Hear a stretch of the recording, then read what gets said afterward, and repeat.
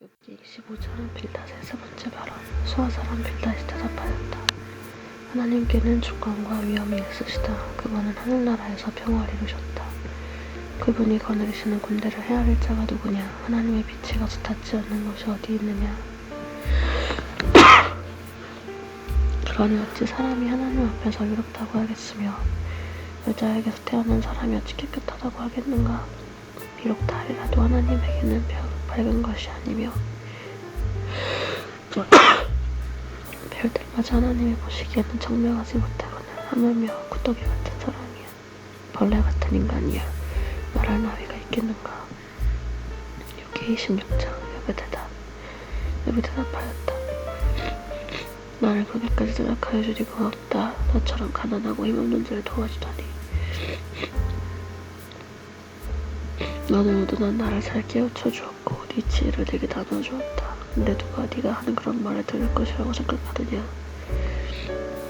넌 누구에게 영감을 받아서 그런 말을 하는 거냐. 죽은 자들이 떤다. 깊은 물 밑에서 사는 자들이 두려워한다. 수어도 하나님께는 훤하게 보이고 멸망의 구덩이도 그분에는 훤하게 보인다. 하나님이 북쪽 하늘을 허공에 펼쳐놓으시고 이 땅덩어리를 빈 곳에 매달아 놓으셨다.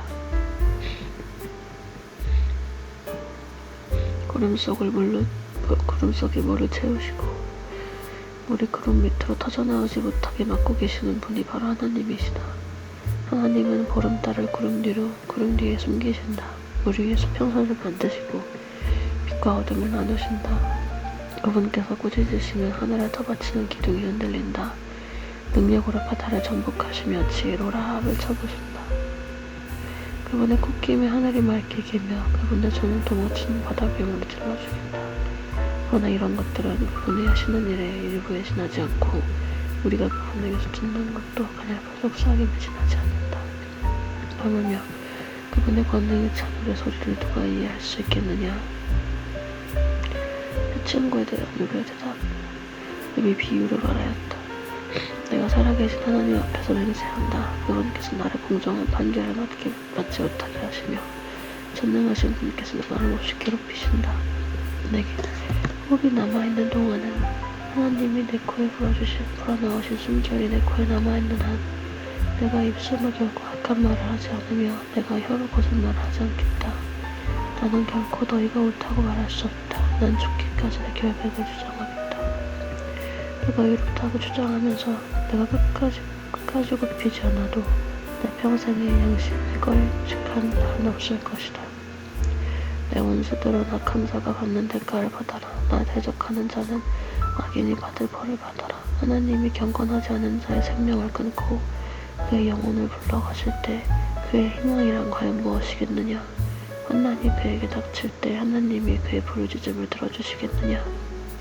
그들은 전능하신 분께서 주시는 기쁨을 사모했어야 했고 그분께 기도했어야 했다.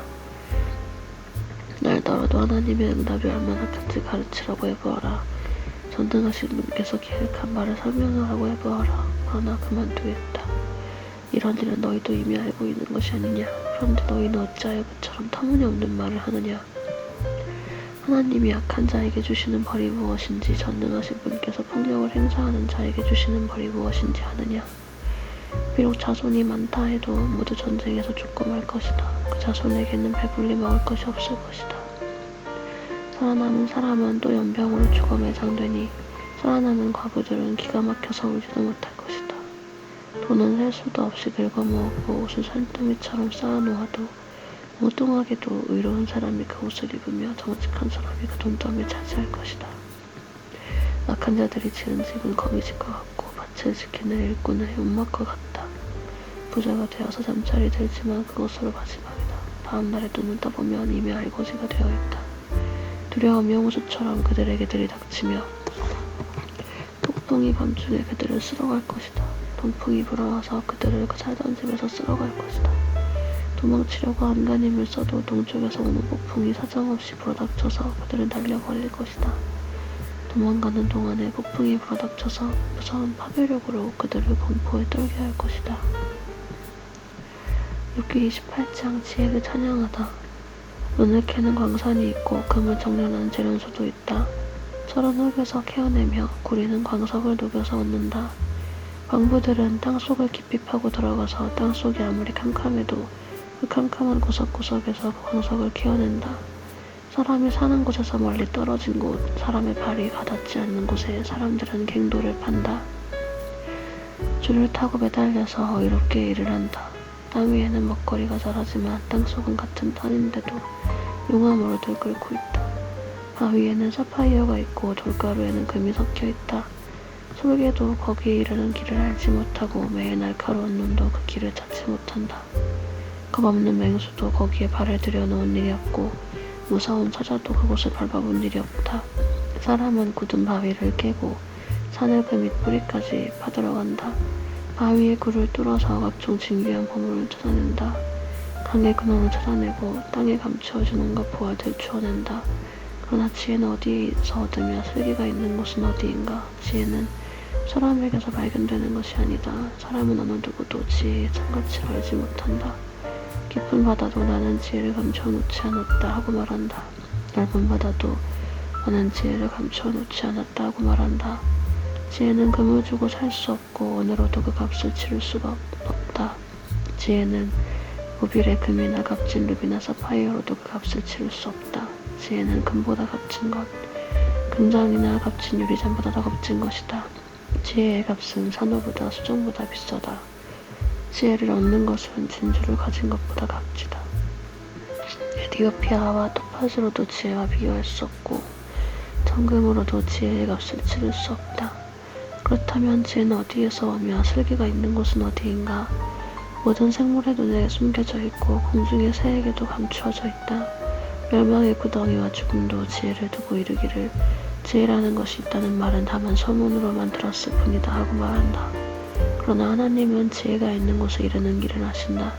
그분만이 지혜가 있는 곳을 아신다. 오직 그분만이 땅끝까지 살피실 수 있으며 하늘 아래에 있는 모든 것을 보실 수 있다. 그분께서 저울로 바람의 강약을 달아보시던 그때에, 물의 분량을 달아보시던 그때에, 비가 내리는 규칙을 세우시던 그때에, 천둥 번개가 치는 길을 정하시던 그때, 바로 그때 그분께서 지혜 보시고 지혜 칭찬하시고 지혜 튼튼하게 세우시고 지혜 시험해 보셨다. 그런 다음에 하나님은 사람에게 말씀하셨다. 주님을 경외하는 것이 지혜요, 악을 멀리하는 것이 슬기다. 아멘.